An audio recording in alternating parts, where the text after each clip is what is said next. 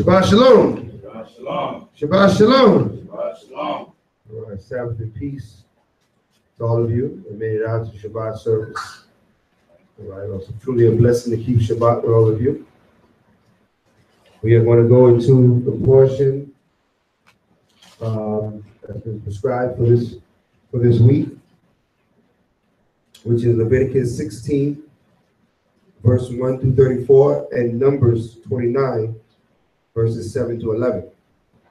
Okay, we stay in accordance with the portion schedule. All right, so we're going to do Leviticus 16, 1 through 34, and Numbers 29, 7 to 11. Con? All right, here we are. In Colossians 3, verse 17, let's open up the word of Yah. Giving all praises to the Most High, in the name of the Master Yahushua.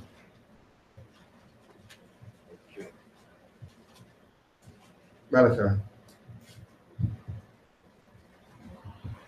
Colossians chapter 3, verse 17. Whatsoever ye do in word or deed, do all by Hashem Yahushua, giving thanks to the Elohim and the Abba by him. That's right. Everything we do in word or deed, we do it in the name of Mashiach Yahushua. Okay, because this is what the Father has given us. He's given us his Son. And he said we got to go through his Son to him.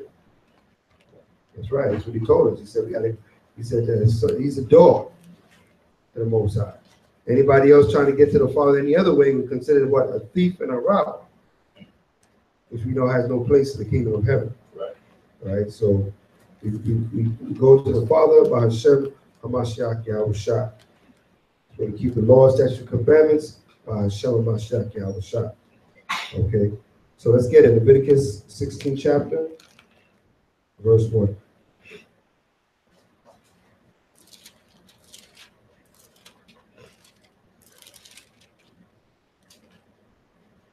Leviticus chapter 16, verse 1. And Yahweh spake unto Moses after the death of the two sons of Aaron, when they offered before Yahweh and died. And Yahweh said unto Moses, speak unto Aaron thy brother, that he come not at all times into the holy place within the veil, before the mercy seat, which is upon the ark, that he die not. Right. So now, why was the two sons of Aaron killed? Right, they offered strange incense in the sanctuary. All right, in the temple. All right, the Most High is, he gives us laws, statutes, commandments. It's not for us to try to add on to it or take away from it. Right. Because if we do that, then we add on curses, or we take away our name out of the book of life. Let's say in the scriptures. So we need to do it as it is written. Huh? We don't. Verse 2. For I will appear in the cloud upon the mercy seat. Verse 3. Thus shall Aaron come into the holy place with a young bullock for a sin offering, and a ram for a burnt offering. Verse 4. He shall put on the holy linen coat, and he shall have the linen breeches upon his flesh. Right, the linen breeches. Now, what are the linen breeches? What were they? They were linen pants. Aaron was given the linen breeches to put on to go into the Holy of Holies along with the linen coat. So to show you that this is what the attire of the high priest. Okay, read on. And shall be girded with a linen girdle, and with the linen mitre shall he be attired. Right, so he was linen from head to toe. All right. When people talk they got a linen suit, that's a linen suit. Right? From the mitre all the way down. Okay, read. These are holy garments. These are what? These are holy garments. These are the holy garments. Okay. So the Most High used quality fabric for the holy garments. It was linen. Okay. He wouldn't make the holy garments out of sackcloth. It would be something that what is considered valuable. All right. It has value in it. All right. All right. Wow. Read on. Verse 4. These are holy garments.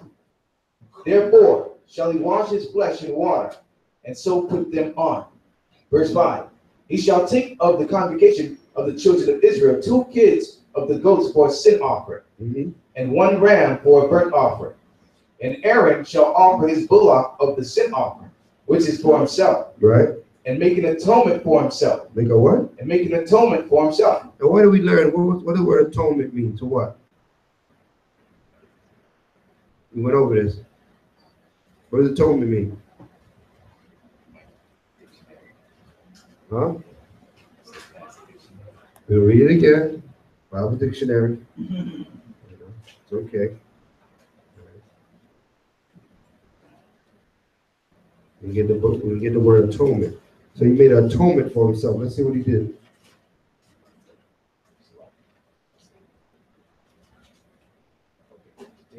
No, just atonement. Atonement. Satisfactory reparation for an offense or injury. That which produces reconciliation. Right. In the Bible, it means the covering of a man's sins. Right. Through the shedding of blood. Right. In the Old Testament, the blood of sacrificed animals.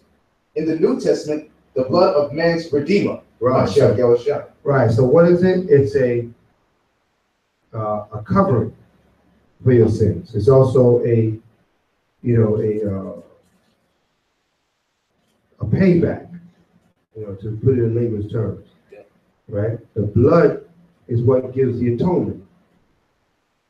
Okay. So when they kill a bullock, that's the atonement. The blood brings the atonement. This is why people to this day talk about the blood of the Messiah, and they wash the blood. But what does that mean? It means that you get the atonement. The atonement was still necessary. It's always necessary. The blood is always necessary. Okay. But through Yahushua, his blood is the eternal blood. Okay. Read on. Verse 7.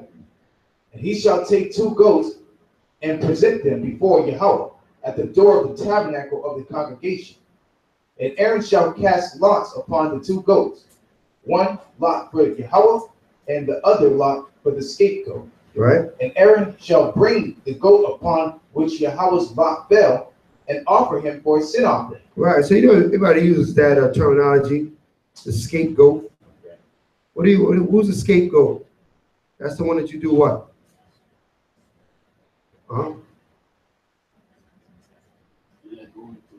They go in the forest biblically, but today, how do they use a scapegoat? Who would be considered a scapegoat? The person that does what? Takes the blame. Right? Somebody got to use you as a scapegoat. I mean, they blame everything on you, so they can look like they did nothing, and it's all you. You become the scapegoat. All right? They get that action through this biblical understanding of the second goat. So for a lot of people, they claim like the law is done away with, but a lot of times they be mentioning the law in their daily life. Okay, anybody use the terminology scapegoat, that's coming from the laws of the Jews, of the Hebrews. But also, what would the scapegoat have any validity? Would make any sense? Okay, for years you've been saying scapegoat and didn't even know what it meant. Right? You say, oh, you're gonna make me a scapegoat. What does that mean? Right? That means that what all the sins you're gonna put on your head, you shoulder the responsibility for all the wrong that's being done around you. And this is what the scapegoat does. Okay, so let's read on. Leviticus 16, verse 10.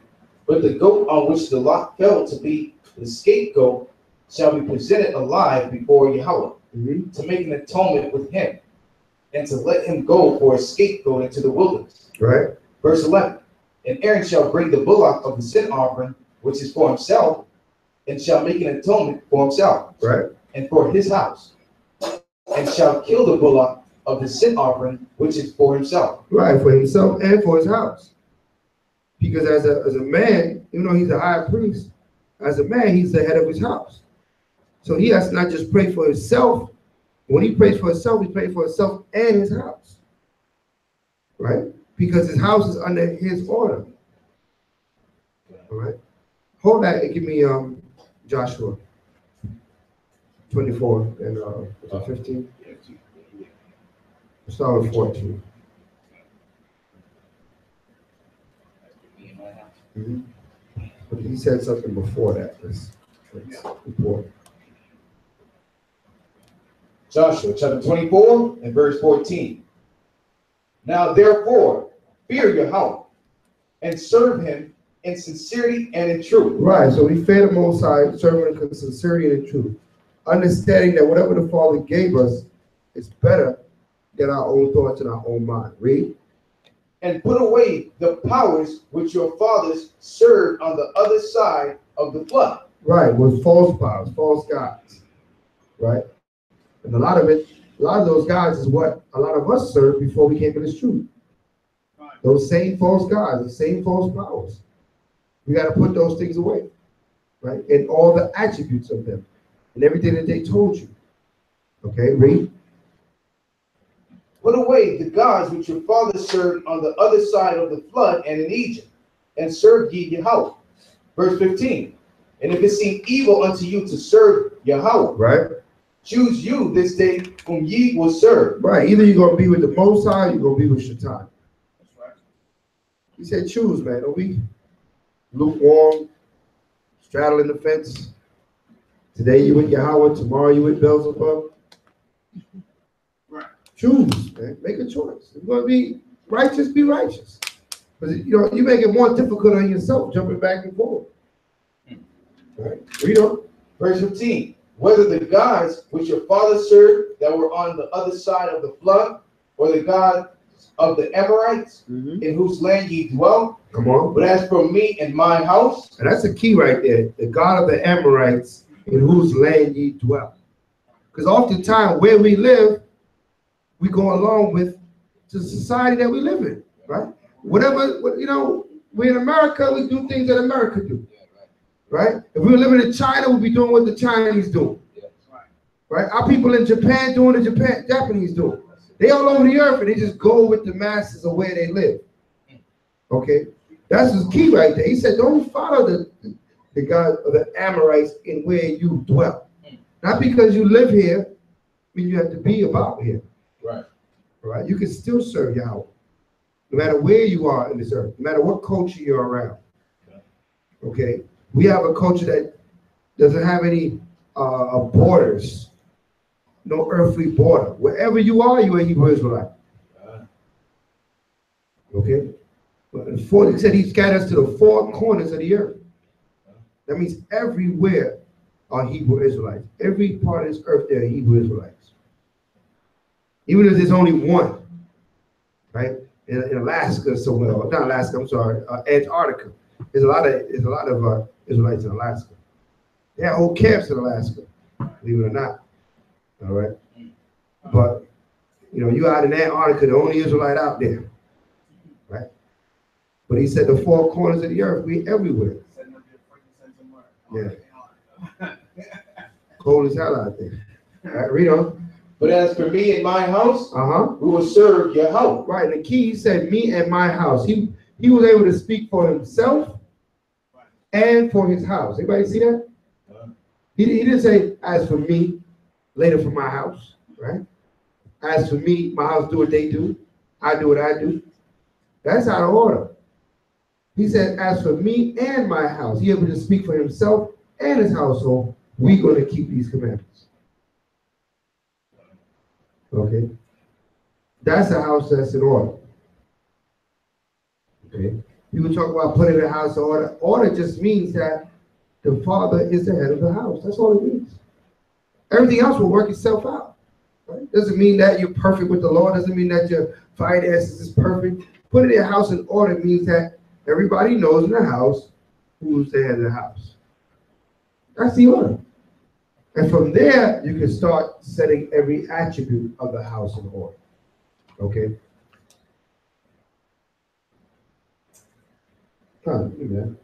Yeah. Call it. Sirach chapter 10, verse 1. It's on page 75 in the Apocrypha. Okay. Sirach chapter 10, verse 1.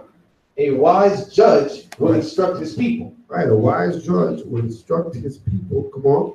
And the government of a prudent man is well ordered. Right. So he's at, right. The government of a prudent man is well ordered. I mean, you're going to make good decisions. Okay, you're going to make good decisions. You're going to make the right decisions. Okay.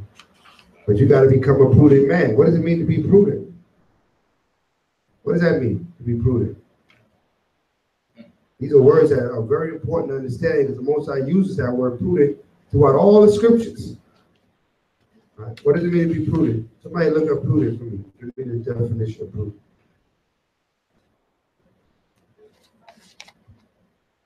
Somebody give me the definition of prudent. Having or showing careful good judgment. That's it? That's all you got? Oh. Who else got a definition for prudent? It's a good definition, but it's missing something. Yeah.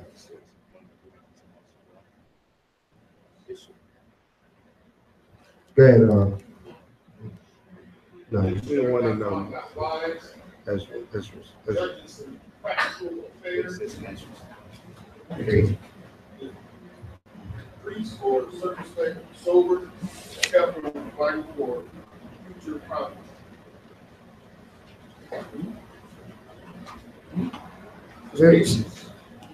Read that one again. Wise or judicious and practical affairs. Judicious and practical affairs. Discreet or circumspect, sober.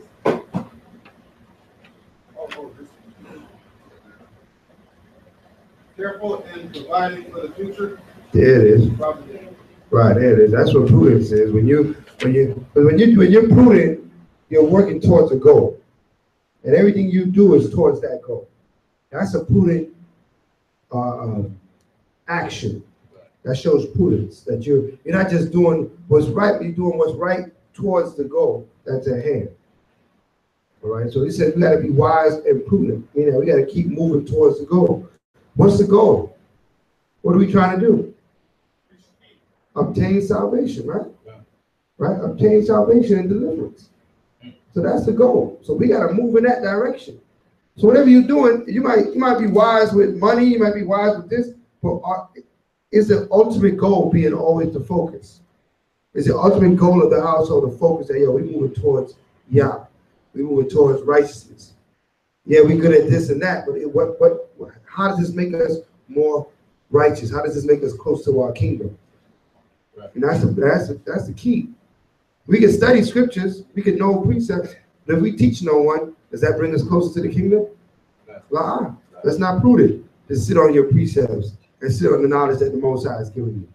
Prudence is taking that knowledge and waking up our people. Right? You see the difference? Yeah. It's righteous to study, it's righteous to have it, but if you tell no one, is that prudent? That ain't prudent. Because we know the Most High is waiting for the mark we put on all those, for the minds to be sealed for us to get out of here. So we got to be prudent. We got to push forward and get ourselves out of here. All right. I was looking at 2nd Ezra. What's that? 14.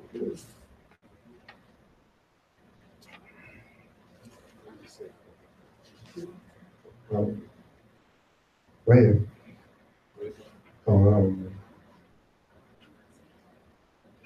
Let's go to mortal thoughts.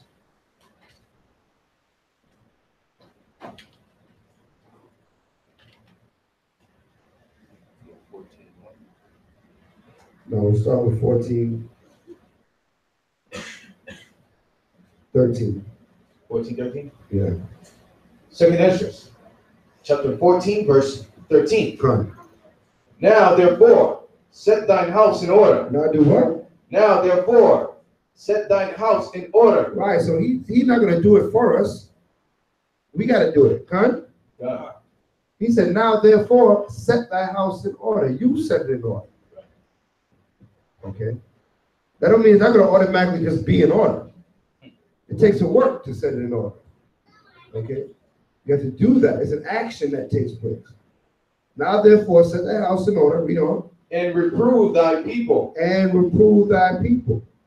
Right? What does that mean? Teach your people. Show them the way to go.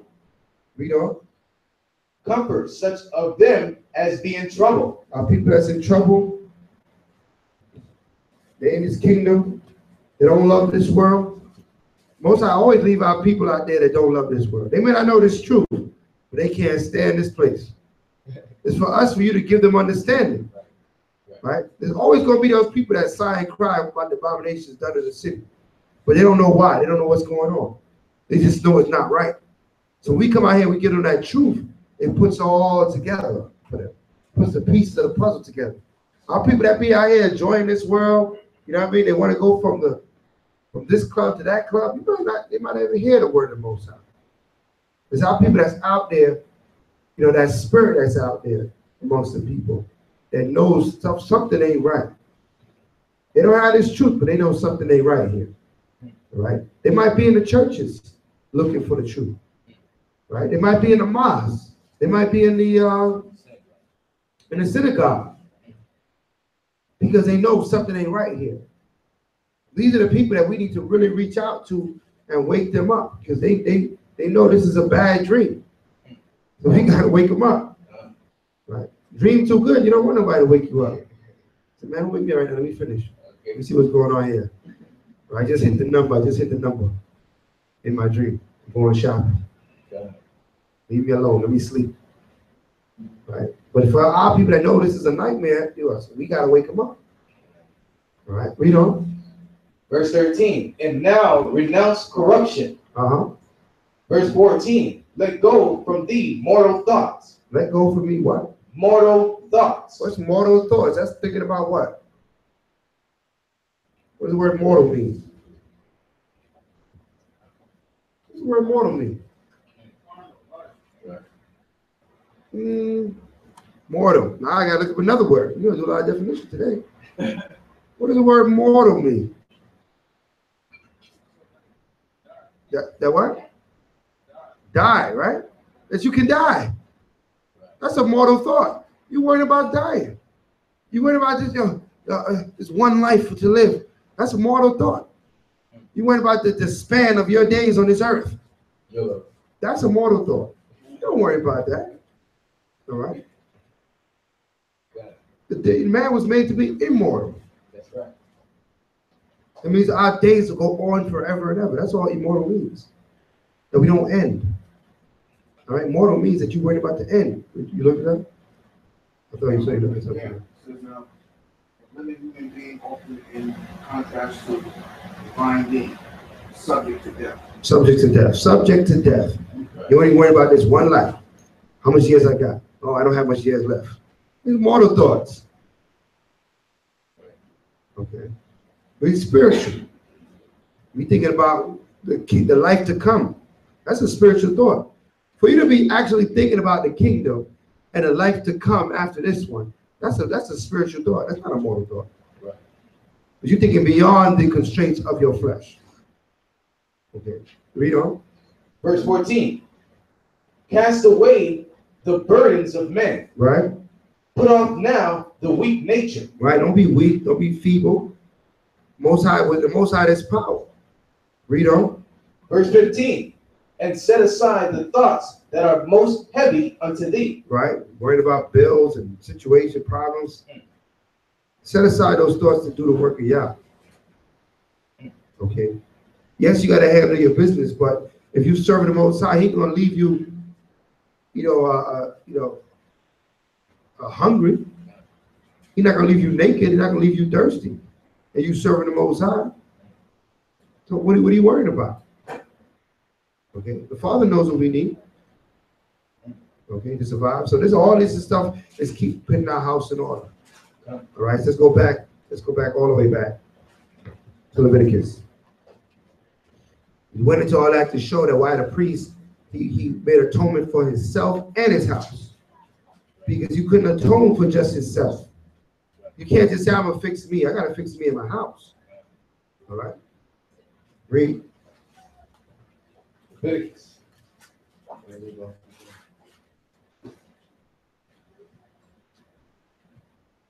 verse 11. Leviticus chapter 16, verse 11. I'm going to read it again. And Aaron shall bring the bullock of the sin offering, which is for himself, and shall make an atonement for himself and for his house. Right. And shall kill the bullock of the sin offering, which is for himself. And he shall take a censer full of burning coals of fire from off the altar before Yahweh, and his hands full of sweet incense, beaten small, and bring it within the veil. Right. And he shall put the incense upon the fire before Yahweh. Now, why does he do that? Why did he bring the incense in the veil? Why did he took the incense, had the censer, and brought it in before the Most High? What does that represent? We went over this. Prayer. Right, represents prayer. Right, let's prove it. Revelations 8. In Revelations 8. Let's see where you get this. Why is he doing this? Let's see the spiritual reason. What's going on in the heavens? Remember, everything we did was a shadow of the things of the heavens. The shadow of things to come. The tabernacle, everything we built is a replica of what the Most High was going to give us. So what we were doing is, in a sense, was getting prepared for the righteousness that was coming. Okay? Read that. Revelation chapter 8. Where should I start? Verse like 3. Come. Revelation chapter 8, verse 3. And another angel came and stood at the altar, Right. having a golden censer. Right. And there was given unto him much incense. Much what? Much incense. Did we just read that in Leviticus? To say that nothing changed. The heavens, when you read Leviticus, well, that's why we always tell it, Torah is the root of all the knowledge in the whole scripture. Right. You want to learn about the kingdom of heaven? Read Torah. You want to learn about what's going on in the upper? Read Torah. Everything he gave us was a replica of what's going on in the heavens. All right? This was a physical representation of the spiritual things that are going on in the heavens. Okay? So this is why you're going to see a lot of similarities. All right, read. Verse 3. Verse 3. And there was given unto him much incense. Right. That he should offer it with the prayers of all saints. Right. Who are the saints? We are the saints, right, Con? You don't know if y'all sure. I think it's somebody else. Right? We are waiting for St. Patrick. Right? You're the saints. All right, read. The prayer of all saints upon the golden altar which was before the throne. Well, he just did that in the Holy of Holies. He brought the censer before the mercy seat, right, which represents the throne. Right, read on. Verse 4. And the smoke of the incense which came with the prayers of the saints, Which came with the prayers of the saints. Read on. ascended up before Yahweh, Con. out of the angel's hand. Right. And the angel took the censer and filled it with the fire of the altar, and cast it into the earth. Come on. And there were voices. There were what? There were voices. There were who? There were voices. What are these voices? What are these voices? Prayers, man, of your voices. They were your voices. That's why when you pray, you need to use your voice. You need to say your prayer. I know sometimes we might pray in our head, but we really need to pray with our mouths. We need to confess with our mouths. You speak your prayer. Very important. Different than when you speak your prayer than when you just think your prayer. A huge difference. All right. You want your voices to be heard on high, then you have to use your voice. Yeah. All right. Very important. We understand that. It's not the same. Praying in your head or praying in your mouth is not the same. Okay. The big difference. So we want to make sure that we are saying our prayer. It's even like when you read, right? Some of you might read silently. You read a lot faster when you're not moving your mouth, right? But then when you got to read, it kind of slows you down a little bit. And then you start hearing the words you're enunciating. You might understand the word, but you may not be enunciating it correctly in your head. When you speak it, you hear it with your ears. and you understand that way of thinking. I didn't say that right. That didn't come out right. You see that? It perfects your speech when you read out loud. So it also perfects your prayer when you pray out loud. Now you're praying the right prayer. Now you're saying the right thing. And if you say something amiss, you'll be able to catch it. Okay? Very important we understand that, right? So your voices are going to be in the fire, in the smoke with the Most High. Read. We're not going into the judgment, so that's it on that. Let's go back to Leviticus. Leviticus chapter 16 and verse 13. And he shall put the incense upon the fire before Yahweh, that the cloud of the incense may cover the mercy seat that is upon the testimony, that he die not. And he shall take of the blood of the bullock and sprinkle it with his finger upon the mercy seat eastward. And before the mercy seat shall he sprinkle of the blood with his finger 7 times. Then shall he kill the goat of the sin offering that is for the people, and bring his blood within the veil. Right, so he has to come out the veil, kill the goat for the people now, and bring the blood back in the veil. Do you understand? The blood is what is giving the atonement. The blood is what the Father is requiring. Okay? It's the blood. Right? Read. And bring his blood within the veil, and do with that blood as he did with the blood of the bullock, and sprinkle it upon the mercy seat, and before the mercy seat. Verse 16. And he shall make an atonement for the holy place, because of the uncleanness of the children of Israel. Right. And because of their transgressions in all their sins. And so shall he do for the tabernacle of the congregation. All right, so he had to make an atonement for himself and his family, for the children of Israel, for the tabernacle, for, you understand how you got to atone for everything? So your atonement, you can't just make one prayer. You got to pray for everything. I hope you all, had a good atonement, and you prayed and you brought it all out. Right? And atone for every one of the sins, so that you can be forgiven for every one of the sins. Okay, that's the key. I don't say, I apologize for everything I did wrong. That ain't gonna work. You gotta atone for that. He had to atone for his house, for himself, for the. He said, atone for everything that's bad. No, you can't do that. You gotta be specific with the Father. I mean, I've sinned this sin, and for this I am truly repent. I've sinned that sin, and for that sin I truly repent. So that's the way your atonement should have went forth.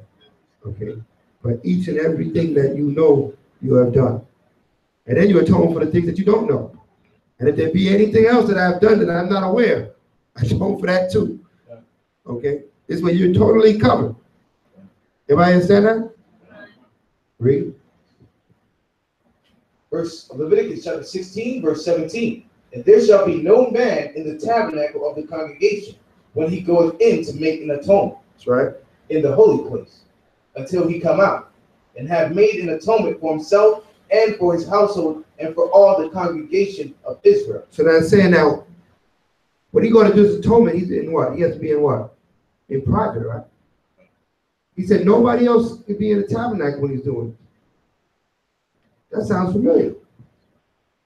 Where did he say we could go when we go to set our prayer unto the Most High?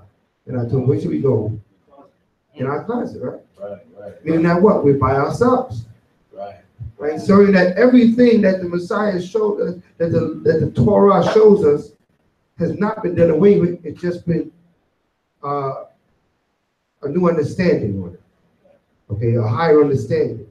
What the high priest was doing, we all have to do. Okay? The high priest of the Levites that Aaron was doing, now we got to do that. Okay? He was the only one to go before the Most High by himself to pray for the sins of the nation. Now we got to go what? Go by ourselves and pray for our sins and the sins of our people and the sins of our house. Okay. Read. Verse 18. And he shall go out unto the altar that is before Yahweh, and make an atonement for it, and shall take of the blood of the bullock and of the blood of the goat, and put it upon the horns of the altar round about. And he shall sprinkle of the blood upon it with his finger 7 times, Right. and cleanse it, and hallow it from the uncleanness of the children of Israel. Right.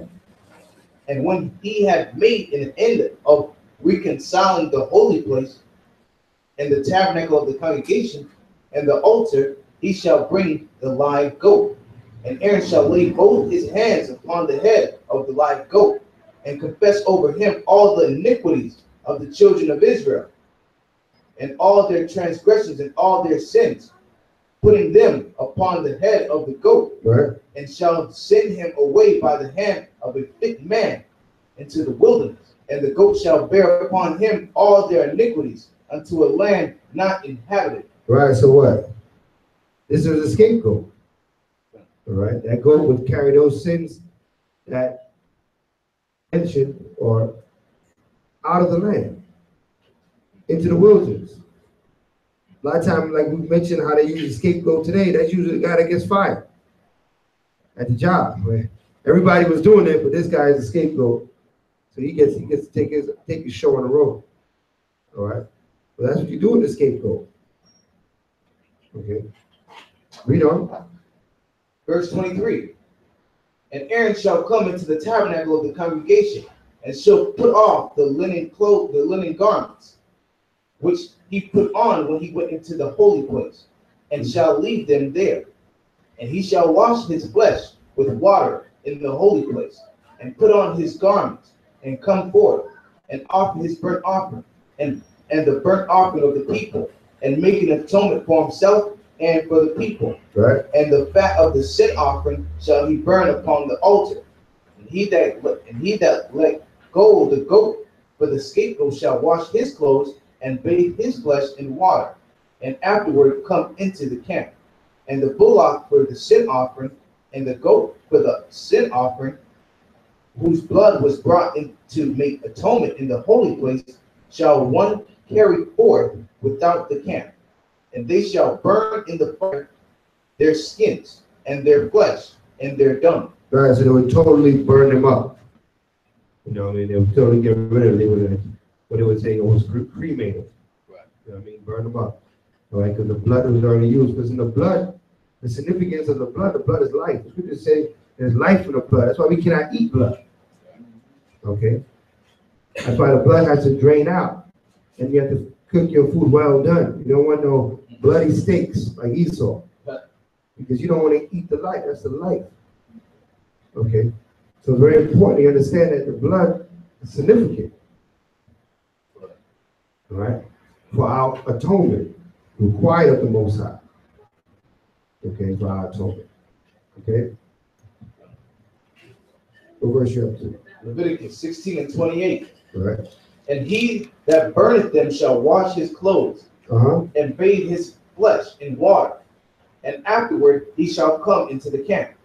And this shall be a statute forever unto you, that in the 7th month, on the 10th day of the month, ye shall afflict your souls and do no work at all, whether it be one of your own country or a stranger that sojourneth among you.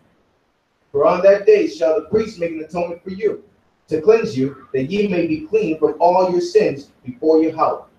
It shall be a Sabbath of rest unto you, and ye shall afflict your souls by a statute forever. Right, so this is Sabbath of rest. What does this mean? I mean, it's a rest day. I mean, a day that you don't do work. Okay? Does that mean that every attribute of the Shabbat is upheld on this day? Because it's not, so Sabbath is a feast day. You eat on the Sabbath, huh? Right, the Sabbath is a feast day. We come together, we eat, we praise, we pray unto the Most High, we do, a lot of different things on the Shabbat. All right? This is a Sabbath of rest. I mean, it's not the Sabbath day, but it's a Sabbath of rest. Okay, meaning that what? It's a day to what? You rest like you rest on the Sabbath. I mean, no working, no servile work, none of those things. Okay, that's what it means. A lot of people see that. See, Sabbath, see, it's the Sabbath. It's not the Sabbath. The Sabbath is the Sabbath. Sabbath comes every week. On the seventh day is the Sabbath. And that has laws that contain for that Sabbath. There's more than one type of Sabbath in the scriptures. Okay? There's a Sabbath of years, there's a Sabbath of months. Okay? When you read throughout all the scriptures. So we understand, just put the words in the right perspective. All right, read on. Verse 31. And ye shall afflict your souls by a statute forever. Mm-hmm. And the priest whom he shall anoint, and whom he shall consecrate to minister the priest's office, in his father's stead shall make the atonement, and shall put on the linen clothes, even the holy garments. And he shall make an atonement for the holy sanctuary. And he shall make an atonement for the tabernacle of the congregation, and for the altar. And he shall make an atonement for the priest, and for all the people of the congregation. Yes. And this shall be an everlasting statute unto you, to make an atonement for the children of Israel, for all their sins once a year. And he did as the Most High commanded Moses. Right. This is something special for once a year. Yes, you atone all year long. Yes, you repent. Every time you do wrong, you should repent. Huh? You don't want to save it up to the Day of Atonement. Say, man, I'm gonna repent for this on the Day of Atonement. No, you repent constantly. Ask the Most High for forgiveness. But once a year, we have this like national fast. You see what I'm saying? You can fast any time during the year. You can fast every week if you want. But once a year, we have a national fast where the whole nation fasts. Mandatory. Right? Where it's mandatory, where it's not a free will fast. It's a fast by law. Okay? Every other fast we do is free will. But this is a fast by law. This fast is your obedience to the Most High Yah. Okay? That's what makes this one so much different. Okay? It's a national fast. It means for the whole nation of Israel. Okay? Men, women, and children. All right? To a certain age, of course. All right? So that's the understanding on the Yom Kippur, or Yom Kippurim. Let's go on to now, 29, Numbers 29.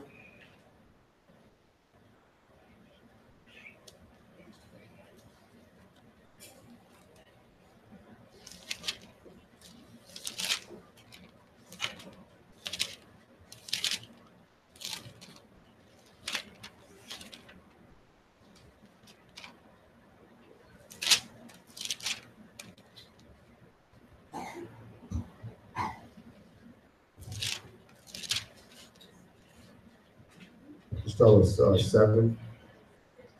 Numbers, chapter 29, verse 7. Mm-hmm. And ye shall have on the 10th day of this 7th month an holy convocation.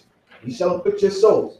Ye shall not do any work therein. But ye shall offer a burnt offering unto Yahweh for a sweet savor. 1 young bullock, 1 ram, and 7 lambs of the first year. Right. They shall be unto you without blemish. Their meat offering shall be of flour mingled with oil, 3 tenth deals to a bullock, and 2 tenth deals to 1 ram. A several tenth deal for 1 lamb throughout the 7 lambs. 1 kid of the goats for a sin offering, beside the sin offering of atonement, and the continual burnt offering and the meat offering of it, and their drink offerings. Right, so now, all these offerings, drink offering, meat offering, burnt offering, what do we offer today? We don't do this ritual offering that was given to us, or what are we required to offer today?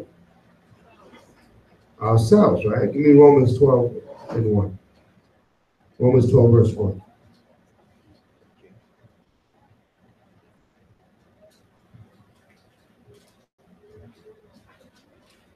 Romans chapter 12, verse 1. I beseech you, therefore, brethren, by the mercies of the Most High, that ye present your bodies a living sacrifice. That's what we sacrifice now, that living sacrifice. Your body, you're here. You know what I'm saying? You make your, you make it down, you make it to the service, you make it to the convocation. That's your living sacrifice. Okay? You get involved. You present yourself before the Most High, living sacrifice. Right? Not doing what you want to do, but doing what the Father wants you to do. Okay? Do what's written for us to do. That's how we sacrifice. All right, read. Holy, acceptable unto the Most High. Right? Which is your reasonable service. Right? And this is just reasonable with the Most High. You're going to read on this. Right? Read on. Verse 2. And be not conformed to this world. Right? But be ye transformed by the renewing of your mind. Right, and this is key. That we're not conformed to this world, we're not doing whatever this world wants to do, but we change. To transform means to change. Before you probably would not fast, but now you have to make changes. Okay? Transform, that's what it means to transform, to change. Right? Read on. That ye may prove what is that good and acceptable and perfect will of the Most High. Right, the good and perfect, acceptable will of the Heavenly Father. I mean, what could be better? The good and perfect will, acceptable of the Heavenly Father. So those of you that kept the fast, and this is what you were doing. You were giving that perfect will unto the Most High. Some people will try to tell you, Christ came, you don't got to atone. Right? But then what are you being obedient to? Okay. The obedience is in what? Following the laws. Right? Yes, his blood is our atonement, but what? We still have to fast. We still have to pray. We still have to repent. Right. Okay. His blood is not going to do that for us. That's what we got to do for ourselves. Okay. These are doctrines and things that are spoken out. Now, some of you maybe told people that you will keep the atonement, and they tell you, oh, when Christ came, that's a quick thing. They like to run to that, as if Christ is their door to not keeping the commandments. Okay, Christ is the door for us to keep the commandments. Okay, actually, there's more there. Read on in Romans 12. There's more there. I think so. Yeah. Romans chapter 12 and verse 3. Right. For I say, through the grace given unto me, to every man that is among you, not to think of himself more highly than he ought to think. Right. But to think soberly. Right. Don't be boastful. I mean, don't think you don't have to do this and you don't have to do that. Somebody say you don't have to do it, you should do it. That's the key. That's the key saying that maybe I should do it. If you say I don't have to, like this is something against me. The laws is something that we have to do. All right? Read on. What's that? That's right. I'm going to go there. I'm thinking that. Read on. But to think soberly, according as the Most High have dealt to every man the measure of faith. Right, read.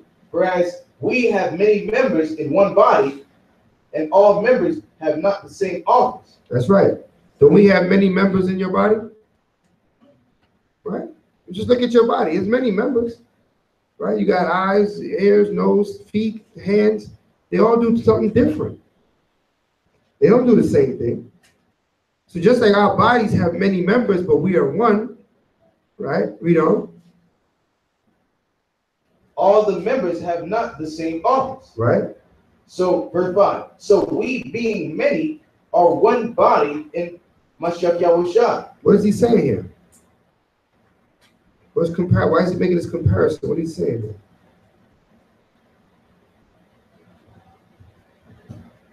Marsha?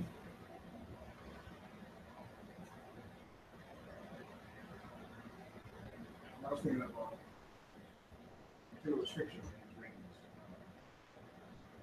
Like being fitly joined together. Right. Yeah. What does that mean? Everybody has their own office. We have people in here to help us build a sanctuary. We have people here to teach the class. We have brothers that go out to camp. We have some brothers that not going to go out to camp. Right. Us coming together as one That's right. We know that I'm not sure. Good. You know what I mean? Then that body is going to be able to function. Exactly. But if one of us leave, like some of us come in the street and leave, that's like losing one of your limbs. So we don't think we don't feel it, Mhm. but we feel it. Yeah. When one of us leave and then go out there to the world. Right. Everybody has their own gift. Some will cook, some will sing, right? When it comes to the sisters, right? Some of you will teach other sisters. Some of you will not teach other sisters, right? Some of you can sew. Everybody don't have the same office. Everybody don't have to do all the same thing. Not because you're doing something, meanwhile, why am I doing? Nobody else ain't doing it. Because that's your office. Okay? Be excellent in your office. And let someone be excellent in their office. Right? You know, some of you can sing, some of you can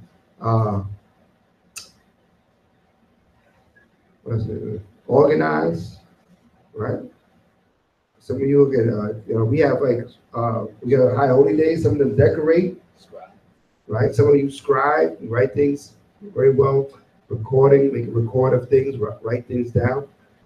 All these things are important.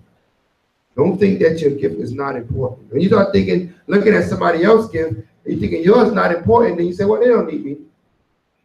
I can come, I can't come, right? But if you think of it like a body, everything your body has is important, right? Any part of your body you cut off and say you don't need, right? Except for the fat. The fat, yeah. Get rid of that. Right? But any of the useful parts of your body, right? Would you cut off and you don't need? Even down to your pinky toe. Right? That serves a purpose. Right? Even your ears. Yeah. Even though you use your ears to hear, but if you lose one of your ears, you lose your balance. Yeah. A lot of people don't know that. Yeah, you don't lose your hair and you lose your balance. Balance is some part of your balance. Yeah, part of it. Right. Everything plays a role. All right? It's the same way with the body of the Messiah. The same thing with the church. Everybody plays a role. You're not insignificant. There's nobody just here taking up space. All right? You play a role. What role do you play? That's up to you. How excellent you play, that's up to you. But you do play a role. Right? Right? Read on. Verse 5. So we, being many, are one body in a Mashiach. Right. We being many, even this sanctuary, Light of Zion, we are a part of a bigger body, which is what? The nation of Israel. Right?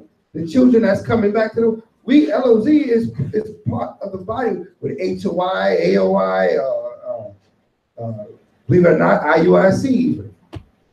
Right? Because it all plays the nation. ISUPK. Okay? We all are fitted together to part of the nation. And it's one nation. Like they had 12 tribes, but it's still one nation. Okay? We became two nations when we no longer work together. You see what I'm saying?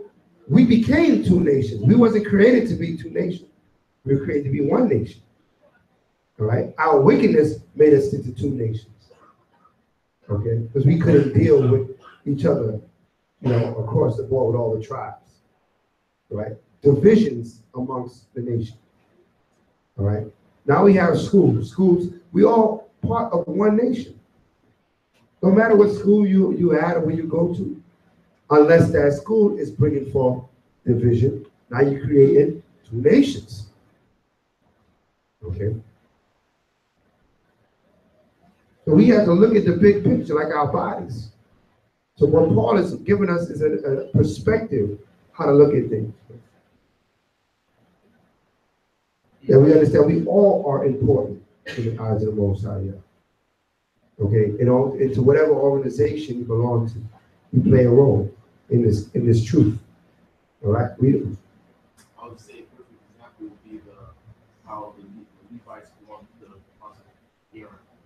Right. How the apostle Aaron did his sacrifices, but Levites that set up the tabernacle and other Levites. That's right. What they did all decent order.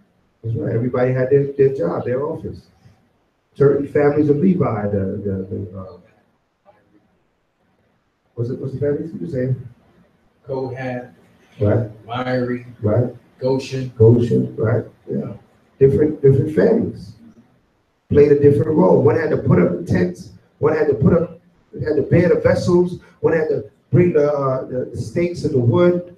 If one didn't do it, then the other one, the vessel would have no place to go. The tents would have nothing to hang on. So you gotta have that mentality in this truth, man. All right? You gotta have that mentality to have the longevity in the work. You start thinking you're insignificant, then what? Here comes Satan. He finds something for you to do. Oh yeah, he occupy your time. But what's going to be the end of that? Your own demise. All right, read on. Verse 6. Having then gifts differing according to the grace that is given to us. Right, gifts different according to the grace that's given to us. Okay, different gifts, different talents. These gifts are like talents, right? You know, brothers making music, brothers singing. Yesterday, I don't have that talent, but let them brothers do anything, rapping, all kind of stuff, making music, pull out a guitar, start making music. Come on. I don't have that talent, but the Most High gave it to him to have that talent, right?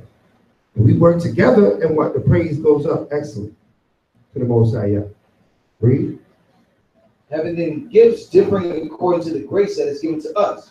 Whether prophecy, let us prophesy according to the proportions of faith. Come on. Or ministry.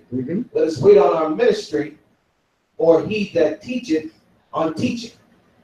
Verse 8. Or he that exhorteth on exhortation. Right. You might just exhort. You might be that cat that encourages people. After speaking to you, people feel encouraged. That's a talent. That's an office, right? The minister is an office. He ministers the word. He makes sure things are where they need to be. Okay. The prophecy, the guy break down prophecy, seeing having great understanding of prophecy.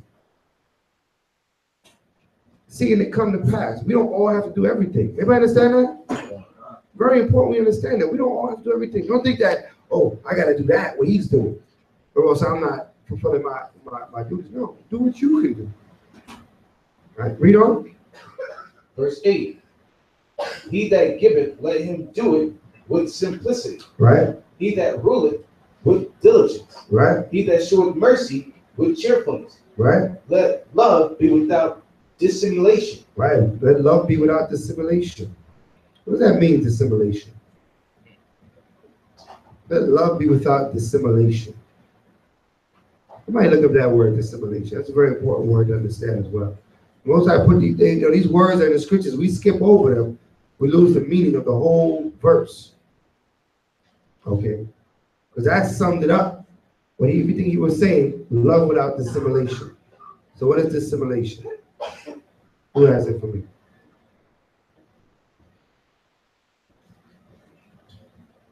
He said, if you give cheerfully, don't give grudgingly. You give it and you don't want to give. Okay. Anybody got it? Dissimulation? The act of making or becoming unlike. Say it louder. The act of making or becoming unlike. Unliked? Unlike. Yeah. All right, to be different. The act of making or becoming different. Right? What do you have, Ron? Concealment of one's thoughts, feelings, or character. Pretense. Concealment of one's thoughts, feelings, or character. Okay. That's more along the lines of dissimulation. All right, so meaning that what?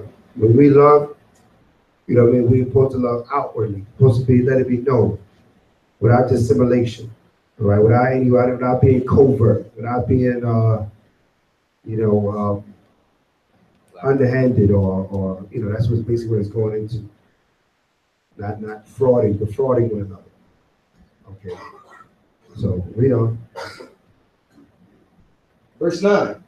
Romans chapter 12, verse 9. Let love be without dissimulation. Abhor that which is evil. Please what? Abhor that which is evil. Right, you're supposed to hate evil. So to say abhor that which is evil. If something is wicked, don't have no regard for it. Don't respect wickedness. Don't praise wickedness. And then oftentimes we see things in society and people say, oh, you guys, we yell against everything. We can't love wickedness.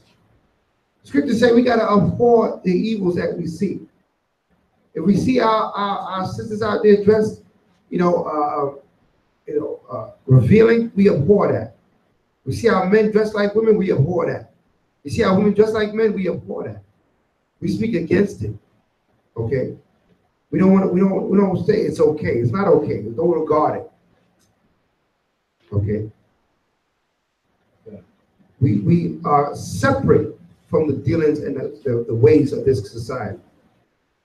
We have separated ourselves from that through the word of the Heavenly Father.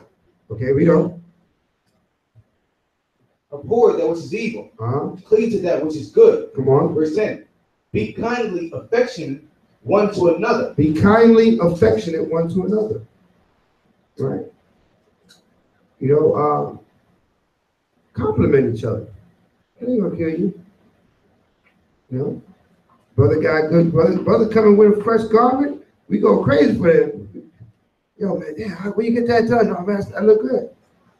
Okay? Compliment each other. Brother reading, brother teaching, is doing well. You can say, brother, good work. You got the sisters coming. Sisters coming, they that. Matter of fact, sister what? I think made a soup last night. Man, everybody was like, man, this is off the chain. Right? I think they would say put a foot in it, right? Right? that's the old saying, right? Put both feet in it. Right? So the reality of it, we compliment each other. There's nothing wrong with that. Okay? There's nothing wrong with that at all. All right? Because that's what kindness, that we observe the work that each other we put in. Okay? All right? 10 and 25, Hebrews. Good. I don't know off the top of my head. Hebrews 10 and 25. Sorry, 24.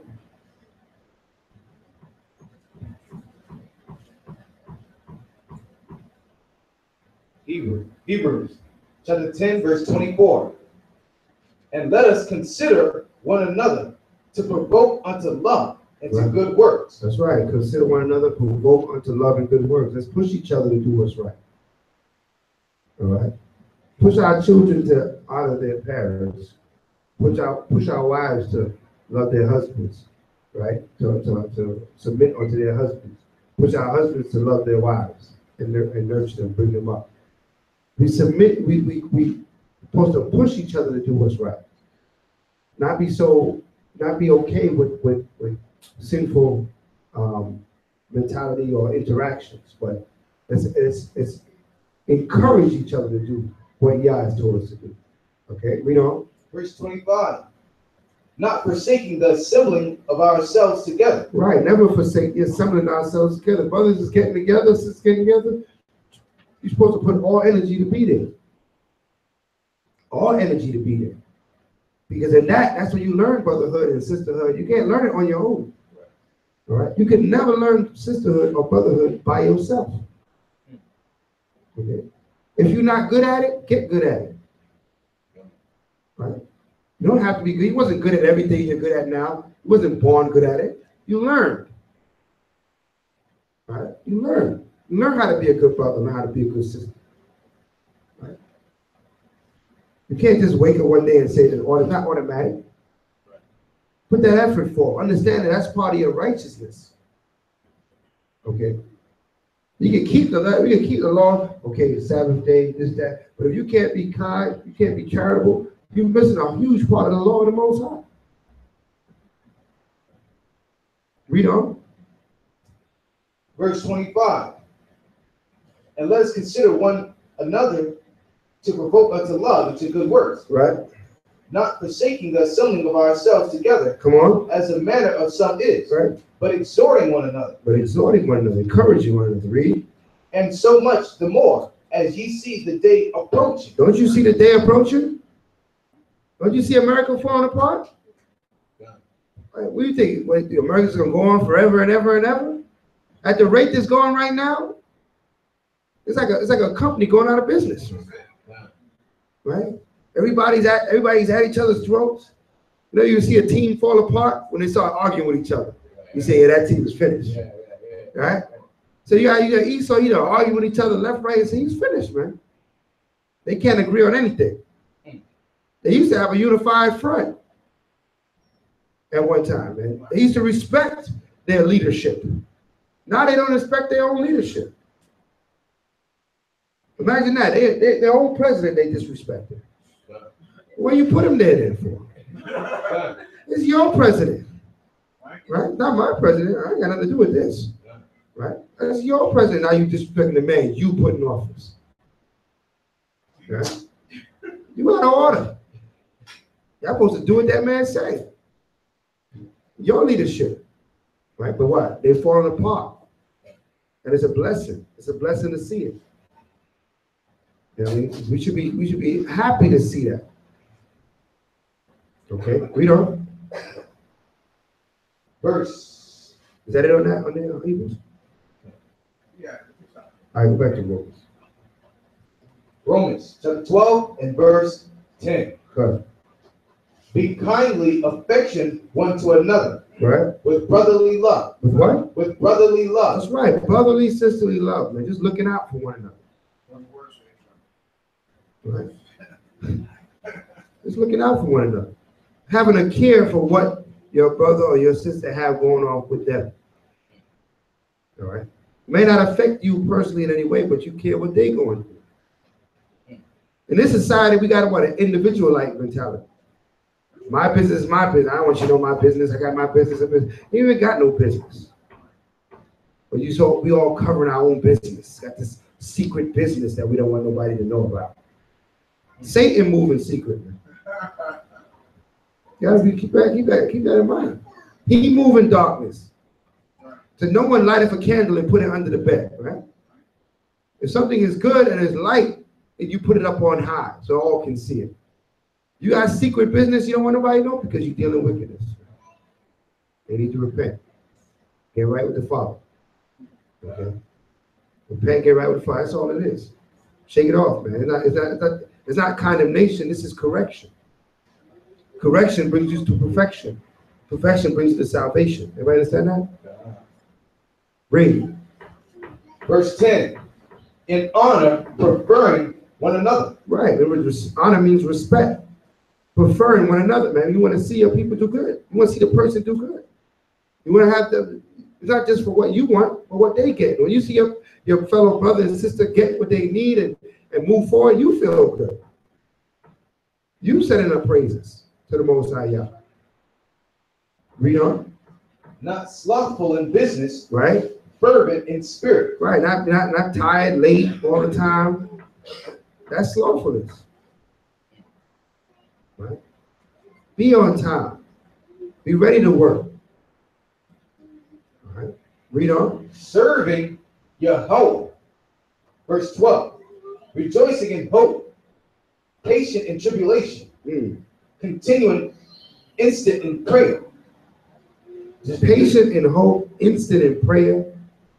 Come on, man. This is good information here. It's good guidance. Read that last verse again. Rejoicing in hope. Rejoicing in hope. Patient in tribulation. When you got problems, be patient. Don't hurry. Don't be rushing. Make a good decision. Don't be hasty. Read on. Continuing instant in prayer. Right? And always pray. Always pray. How much should we pray? Without ceasing. That's right. Without ceasing. Without stopping. All right? There's no time. You can never pray too much. All right? We want to at least pray 3 times a day. But you can never pray too much. Okay? No one can say, yo, you're praying too much. What are you talking about? That's impossible. Right? Read on. Verse 13. Distributing to the necessity of saints. Right. Distributing to the necessity of the saints. Right? We have a sanctuary here. We need everybody to distribute to keep these doors open, huh? We also have to distribute, or else there won't be no sanctuary. So it's part of the law that we distribute, we reference the sanctuary. That's what the saints need. The saints need a place to go. Okay, a place to gather. So we all distribute, we all give forth what's needed that this place be here. Read. Given to hospitality. Right. Verse 14. New people come in, right? Given to hospitality, man. We can welcome them. All right. As we welcome one another, let's welcome any new faces, any new people coming in. Let's welcome them. Let's be hospitable. Read on. Verse 14. Bless them which persecute you. Right? Bless and curse not. Bless and curse not. Somebody say, talk bad about you because you keep y'all's laws. Man, just bless them, man. Most High be with them. Pray that the Most High wake them up. Don't curse them back.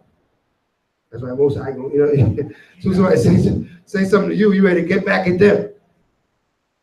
Right? No. Pray that the Most High wake them up, man. If they speaking against your righteousness, pray that the Most High wake them up. Right? Read on. Verse 15.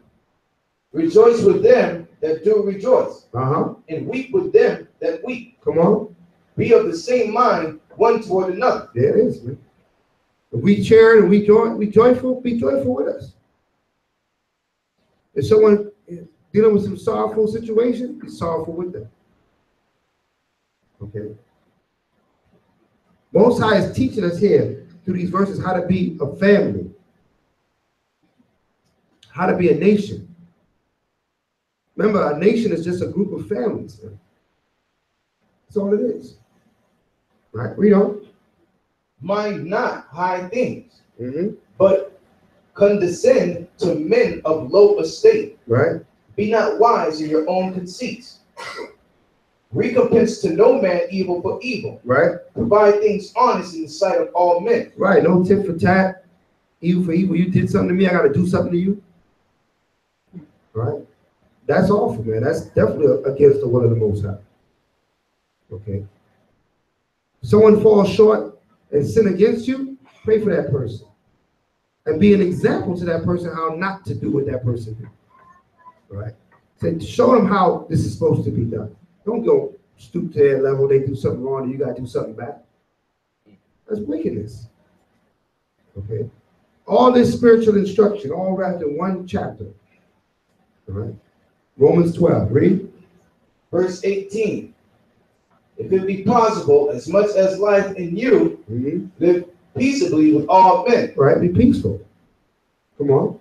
Dearly beloved, avenge not yourselves, but rather give place unto wrath, for it is written, vengeance is mine, I will repay, say the Adonai. Say Adonai, say the Most High. He's going to repay. Vengeance is his, not yours. Okay? Most High going to deal with this matter. He's going to deal with these nations. Okay? Vengeance is his. That's why he told us, he said, wait ye upon me to rise up to the prey. Okay? Don't storm the White House. All you're going to do is get yourself locked up. Right? Wait for the Most High. He's going to bring that judgment. Okay? We don't have to pay our money. Right? So wait ye upon the Most High. All right? Read on. Romans 12 and 20. Therefore, if thine enemy hunger, feed him. If he thirst, give him drink. Right? For in so doing, thou shalt heap coals of fire on his head. Right. We go out there, we do charitable work. Right? We go forth to the masses. And we giving out food, or the case may be. Whoever come up, gonna get food. Okay? Because that's what we do. All right? There's a certain time and place for all things. All right? And in that, they are eating from your hand and they cursing you, most are gonna deal with them. Okay? Remember, these nations got to reverence who we are. We are the head of all the nations on the earth. When you understand that, then you understand they got to serve you. So it's not that we're looking to rid the earth of them, but we just try, they got to be humbled and put in their right perspective, right? In the right position. Then they'll be good. Then they'll be useful. Then we can interact. Then we can deal with the nations. when they're in their right order, their right mind state. Why do you think that Messiah, he blessed the woman when she said, yes, I am a dog, and I eat from the, can the dog eat from the master table? Right. She humbled herself. How could he see wrong in her at that point? There's no wrong in her at that point.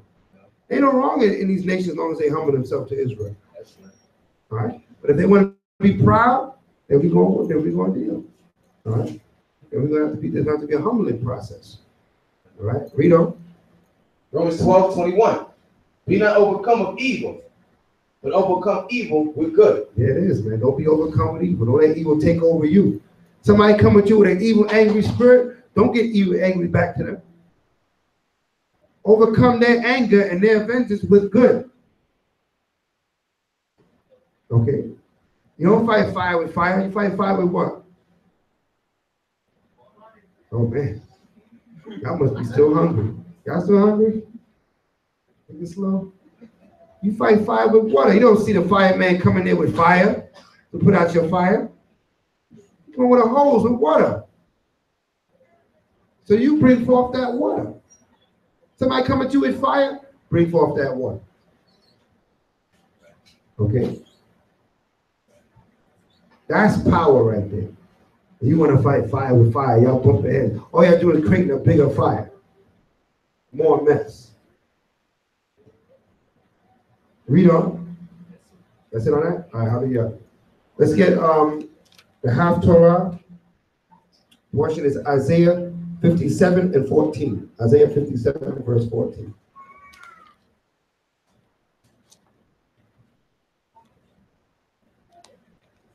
Isaiah chapter 57 verse 14.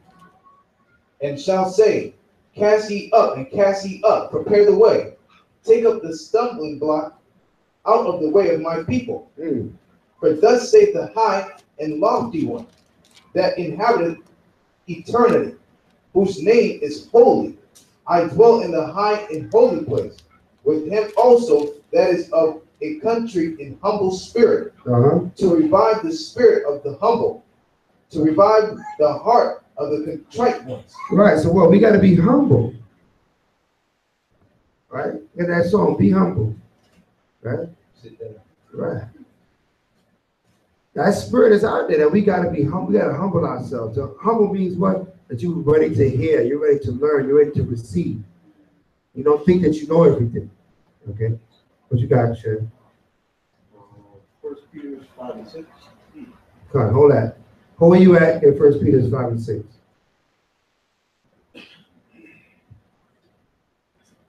Hold Isaiah 57, get 1 Peter 5 and 6.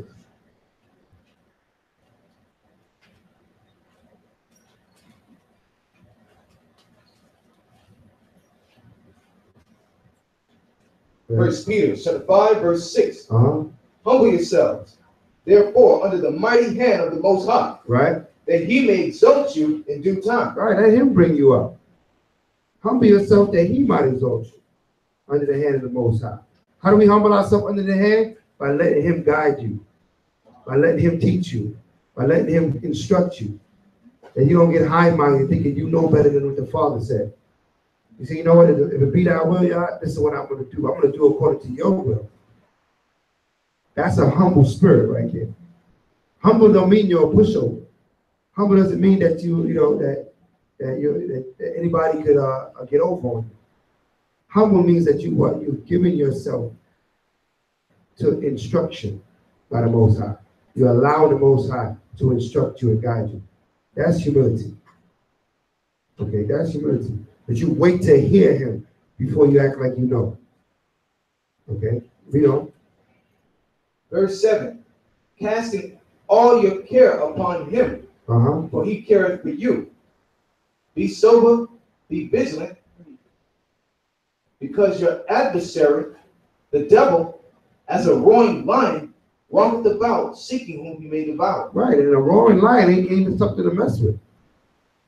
Right? You ain't gonna fight a roaring lion. You're gonna be lunch. So if you understand Satan is powerful, then you know how to combat that by humbling yourself to the word of Yah. All right, that's how you can ward off Satan. Okay, because he ain't playing in these last, especially these last days. He's trying to extend his kingdom, right? The more Israelites can get to go off, the more he can extend his kingdom. So he's after us, right? So we got to make sure that we stay on point with these laws, statutes, and commandments of the Heavenly Father. Con? Let's go back to Isaiah. Isaiah chapter 57, verse 16. For I will not contend forever, neither will I be always wroth. Right. The Most High said he ain't going to be mad with Israel forever. He's not going to contend with us forever. We won't be in this condition forever. There's an end to this condition. There's an end to the anger of the Most High over Israel. Right? We know. For the spirit should fail before me, and the souls which I have made. Right. For the iniquity of his covetousness was I wroth, and smote him. I hid me, and was wroth, and he went on forwardly in the way of his heart. Right, in the way of his heart. Right. That's what happened to Israel. Right? He was angry with us. Most High was wroth with us. So what? He hid himself from us. He stayed far from us. And we went over in our own hearts, with our own ways. So that's what we ended up in these all religions and all these things, having all these names, having all these identities, because the Most High backed off of us. But now this us waking up is him coming back to us. Right? Read on. Verse 18. I have seen his ways and will heal him. I will lead him also and restore comforts unto him and to his mourners. I create the fruit of the lips. Peace. Peace to him that is far off and to him that is near. Come on. Saith Yahweh, and I will heal him. But the wicked are like the troubled sea, when it cannot rest, whose waters cast up mire and dirt. Come on. There is no peace, saith my power, to the wicked. Right, there's no peace to the wicked. He said he's going to heal us. But for the wicked, there's no peace to the wicked. Read on. Isaiah chapter 58 and verse 1. Right. Cry aloud, spare not. Lift up thy voice like a trumpet. Right. And show my people their transgression. Right. You see that? So we do this for the healing of the nation. That's why we out there. People say, why you out there with a speaker and loud? Why y'all teaching? People always come. You need to speak softer, and the people will hear you. No, the people are going to hear us, because the scriptures say, cry aloud, spare not. Lift up our voice like a trumpet. Yell at their people to get right. Okay, Ari? Okay, so if you're not supposed to match fire with fire, how are you supposed to not spare not? That's because we're not fire with fire. Mean you do something bad to me, I'm gonna do something bad to you. That's what it's talking about. So like you step on my foot and I'm gonna step back on your foot. That's not what we're doing. We come with strength. Like I said, I brought the example of that water from the that water is coming out. You know, 100 gallons a minute. That's strength to put out that fire. So we coming with strength, but with righteousness. Okay, we coming with strength, but with righteousness. What we telling them is nothing wrong. We're not gonna turn around. They cussing us out. We gonna cuss them out. You out of the spirit right at that point. They cut us out. We gonna hit the scripture and we gonna bang that scripture on them, right? You see how we know how we do. They gonna hear that scripture. We gonna read it again. Read it again. Before they know it, they gotta subdue to that water. They came with fire, but they gotta subdue to the water. They got to subdue to the word of Yah. We're not going to be carnal and start cursing people out. That's people falling short of this knowledge and this wisdom. All right? That's not what the Father told us to do. Right? Come hard with the word of the Most High. They say they make their faces harder, make it hard. You make yours harder, but with the word of the Most High. Right? Okay? Oh, First Thessalonians 5:15. Yeah. First Thessalonians 5:15. Yeah, we covered that. Oh, we read that. We covered that. All right. Contrary wise, you're talking about it. That's what you. All right. We stay here. We stay here. Isaiah chapter 58, verse 1. Uh-huh. Cry aloud, spare not. Lift up thy voice like a trumpet, and show my people their transgression. Right. And the house of Jacob their sins. Right. They may not want to hear it. They may not want to see it. but that don't make it wrong. You saying the right thing, right? You tell a woman, you know, we out there, we tell our women, listen, put on your dress, put on your righteous apparel. We tell them, listen, don't wear what pertains to a man. They don't want to hear it. It's still water. It's still a washing of the water by the word. They're still getting washed. Okay? We don't tell them that, you know, we don't call them, you know, you hear these guys out there calling them all, everything else but the child of the Most High. All right? Call them all kind of names and everything and to get down the block you and this, that, and the third. Come on. How are you going to raise them up that way? How are you going to clean them that way? How are you going to cleanse them that way? You just got fire for fire. Okay, read. Verse 2. Yet they seek me daily and delight to know my ways, as a nation that did righteousness, right, and forsook not the ordinance of their power. They ask of the ordinance of justice. Come on. They take delight in approaching to the Most High. Wherefore, have we fasted? Say they. Right. So what? They doing what's right. Have we fasted? Said they. Come on. And thou seest not. Wherefore have we afflicted our soul, and thou takest no knowledge? Behold, in the day of your fast ye find pleasure. Right. So that's the problem. If you're going to fast in the day of your fast, you're not supposed to fast to find pleasure. Okay. You're not fasting and then you're going to find, you know, things to entertain yourself with. So you know, so the fast goes by quickly. Okay. Read on.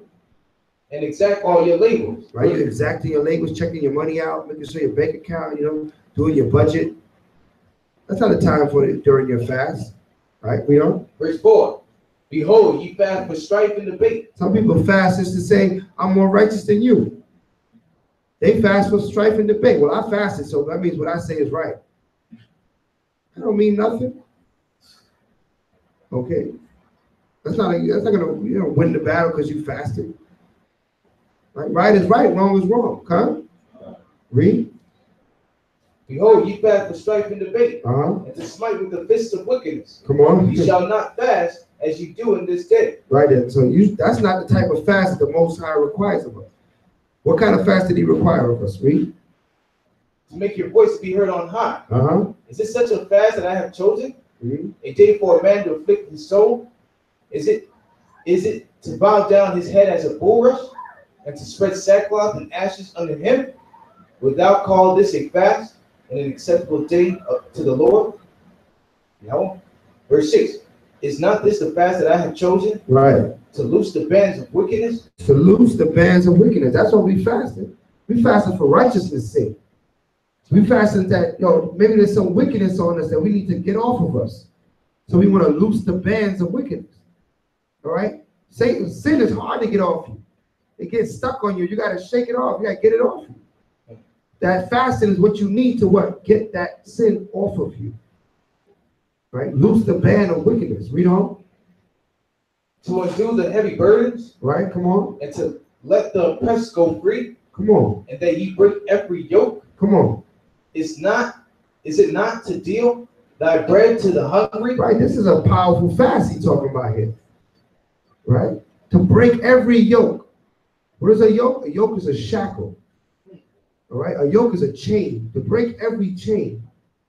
That's what this fast does. Something hard for you to get over, something hard for you to conquer in your spirit. You can break through with the fast. Okay, you can break through. And to give you power over your spirit. That's what the fast does. To subdue your flesh. That's what the fast does. Okay. While you fasting, your flesh is weak, but your spirit is as strong as it's ever been. Right? Read on. Is it not to deal thy bread to the hungry, and that thou bring the poor that are cast out to thy house? Come on. When thou seest the naked, and thou cover him, come on, and that thou hide not thyself from thy own flesh, then shall the light break forth as the morning, and thine health shall spring forth speedily, and thy righteousness shall go before thee. The glory of the Most High shall be thy reward. Right, shall be a reward. The glory of the Most High shall be a reward.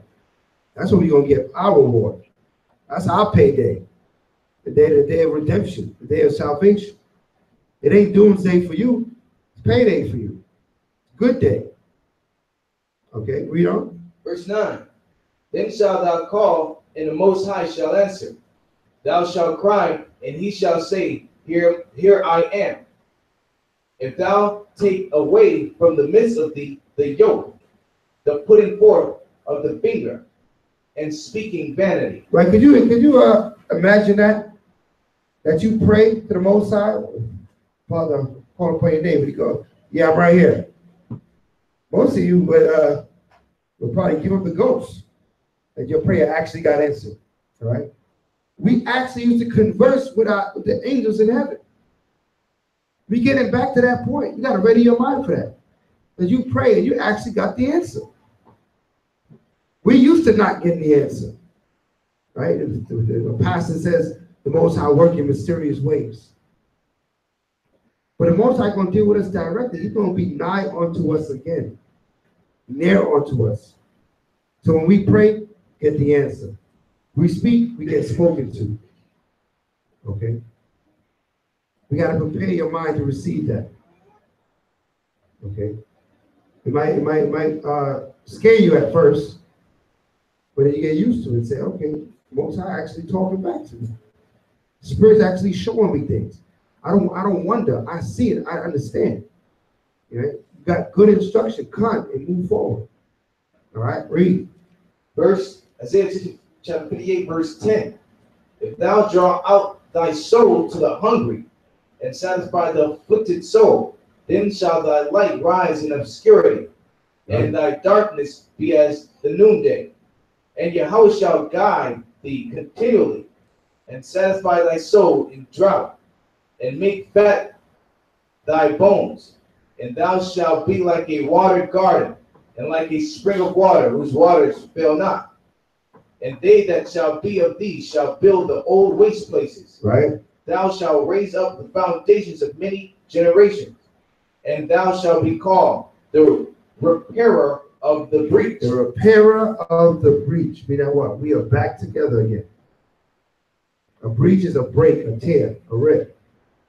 You're going to be the repairer of the breach, back together with our Father, with our power. That's the prophecy. Back together again. All right, we go. The restorer of paths to dwell in. Right. If thou turn away thy foot from the Sabbath, right, from doing thy pleasure on my holy day. So now you're bringing up the Sabbath. You say, do all these things, and if you make my Sabbath a delight. You do all these things, and you also keep my Sabbath. So many of you, y'all fasted. Y'all kept a good fast, cut. And now you're keeping the Sabbath. Let's see what the Most I got to say. Ready? If thou turn away thy foot from the Sabbath, from doing thy pleasures on my holy day, right, and call the Sabbath a delight. A delight to be here at this time. Read on. The holy of the Lord, honorable, and shall honor him, not doing thine own ways, right, nor finding thine own pleasure, nor speaking thine own words. Then shalt thou delight thyself in Yahweh, and I will cause thee to ride upon the high places of the earth, and feed thee with the heritage of Jacob, thy father. For the mouth of Yahweh had spoken. For the mouth of Yahweh has spoken. So at this point, we're going to take the break. Half an hour. All right, it's now 2:34. So we'll come back at 3:10. And we'll continue. All right, so we can take the break. Hallelujah.